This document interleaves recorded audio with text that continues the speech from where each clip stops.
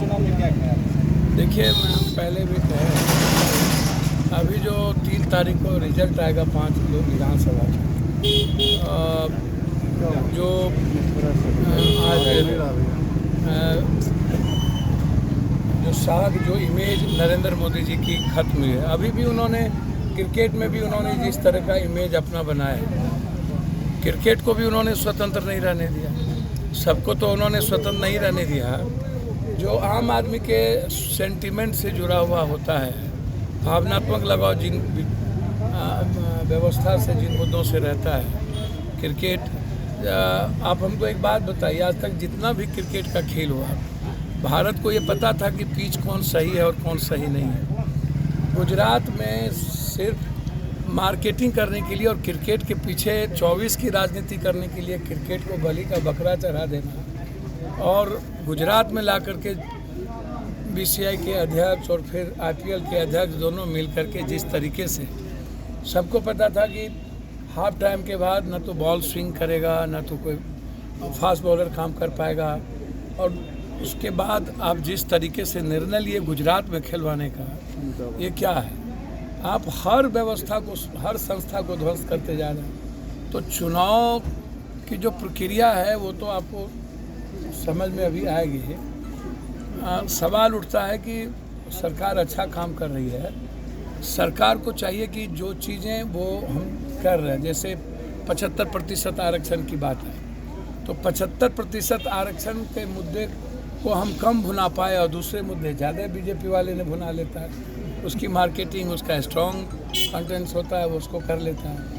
हमने 1.25 लाख लोगों को, चाहे जिस परिस्थिति में, ये अलग है कि 40% बाहर के लोग भी नौकरी में आए, लेकिन हमको ये बताना होगा कि जो लोग 10 सालों से हैं, 2 करोड़ नौकरी की बात की, वो 10 सालों में 10 लाख नौकरी नहीं दे पाया। हमको यह बताना होगा। लगातार हम विशेष पैकेज की मांग करते हैं। हम तो कहते हैं बराबर से कि बिहार को विशेष पैकेज चाहिए, तो उसी तरह कोसी सीमांचल को विशेष इकोनॉमिकल जोन की आवश्यकता है, इकोनॉमिकल स्टेटस की आवश्यकता है, क्योंकि लगभग जो बाढ़ की स्थिति है, बाढ़ से निजात जो फरक्का बांध का है, डैम का है, आपको बीरपुर बांध का है, और हाई डैम की जो बात हो रही है, ये कोई नया तो हो नहीं रहा है। लेकिन आप कभी भी भारत सरकार, और जब भी किसी भी सरकार का डबल इंजन होता है, चाहे पहले भी था और अभी भी है, तो हाई डैम की बात याद नहीं आती है, विशेष पैकेज की बात याद नहीं आती है। जब दोनों की सरकार थी 17 साल, तो हम लोग विशेष पैकेज क्यों नहीं ले पाते? इसके पहले भी बीपी सिंह की सरकार थी, देवे गौड़ा की सरकार थी, कांग्रेस और आरजेडी की सरकार थी। तो बिहार को विशेष पैकेज चाहिए ही चाहिए। किसी भी कीमत पर यदि बिहार की तरक्की की बात होगी, तो उसमें हम बिना किसी फैक्ट्री को लाए, बिना फैक्ट्री के निर्माण के, हमको तो सबसे पहले बंद पड़े फैक्ट्रियों को चालू करने की आवश्यकता है। और हमारे इलाके में जो मक्का है, मखान है, दूध है, ये जो फूड प्रोसेसिंग का जो इलाका है, अब लगभग देखिए सब बंद हो गया। जूट बंद हो गया, गन्ने का बंद हो गया, मिथिला का तीनों चीनी मिल बंद हो गया, पेपर मिल बंद हो गया, उठा के लेके चला गया। आपको दाल चीनी मिल बंद हो गया, आप सहरसा के मिल को बंद कर दी गई, बनमनखी मिल बंद हो गया। तो जब तक आप कोई पूंजी निवेश नहीं कीजिएगा, नया इंफ्रास्ट्रक्चर नहीं दीजिएगा, तब तक आप किसी भी बिहार, किसी भी राज्य और किसी भी इलाके की तरक्की संभव नहीं। और हमारे यहाँ हम लगभग, मुझको लगता है कि 90-92% मखान हम लोग दुनिया को देते हैं, और डेनमार्क के बाद सबसे ज़्यादा मक्का हम लोग दुनिया को देते हैं, और दूध भी डेनमार्क के बाद सबसे ज़्यादा हम लोग देते हैं। हम लोग यहाँ उत्पादन होता है, और फूड प्रोसेसिंग में भी हम लोग नंबर 3 में हैं। तो हमारा जो इलाका है, बाढ़ से जिस दिन निजात मिल गया, तो हमारे किसान उसको आत्मनिर्भर बना करके, हम लोग यदि अच्छी फैक्ट्री दे देंगे तो काम कर सकते हैं। हमको उस पर लड़ाई लड़ने की ज़रूरत है। हम हमेशा कहते हैं कि पूर्णिया के एयरपोर्ट को लेकर के, हम जयनगर के एयरपोर्ट को लेकर के बात करते रहे हैं, हमेशा इस बात पर चर्चा होती रही है।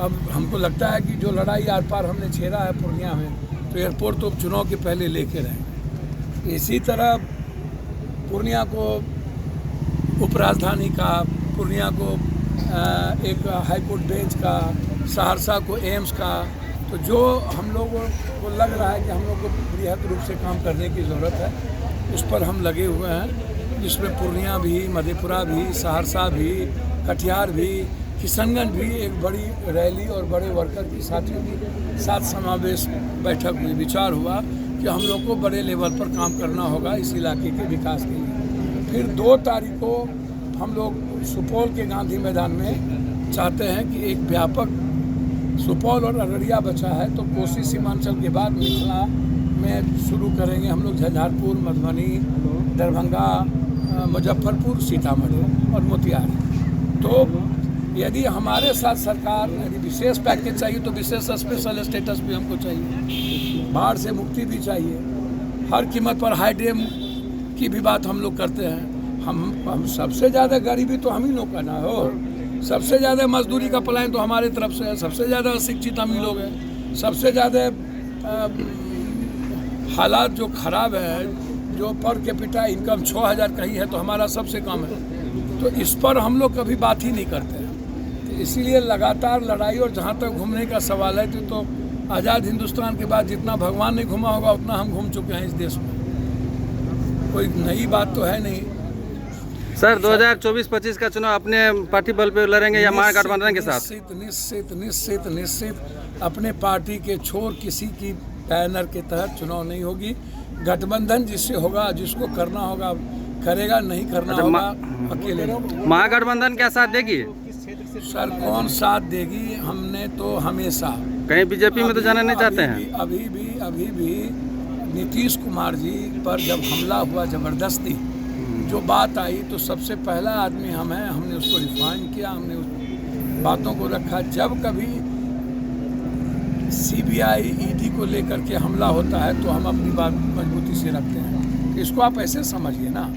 बीजेपी के साथ भी जाना चाहेंगे आप क्या? सर हमको तो एक बात समझ में नहीं आती है कि आप जो बात को तर्क करते हैं और जिस बात का कोई आप पत्रकार थी क्या कहते हैं, प्रवक्ता तो है नहीं। मैंने आपको पहले भी कहा कि मेरा इंटरेस्ट कांग्रेस की आइडियोलॉजी और कांग्रेस की जो वे ऑफ विकास का है और आम आदमी को साथ ले चलने का, हमेशा वहाँ रहा। और हम हमेशा महागठबंधन को मजबूत किया विचारों को लेकर के, और हमेशा जब भी हमला हुआ तब तय उनको करना है। मैं बार बार कहता हूँ, और आगे जो भी तय करना होगा जनता तय कर। नहीं, मेरा ये पूछना था सर, वहाँ अगर सीट नहीं मिलेगी महागठबंधन में फिर क्या होगा? पार्टी से चुनाव लड़ा जाएगा, लोकसभा चुनाव क्षेत्र भी सर जाते जाते क्लियर कर दीजिए। सर मैंने हमेशा आपसे कहा कि मेरे लिए, पहले भी हम कहे हुए हैं कि बार बार यही चर्चा होती है कि पूर्णिया या मधेपुरा, सहरसा या सुपौल, मेरे लिए ये मैटर नहीं है। मैं कई बार कह चुका हूँ,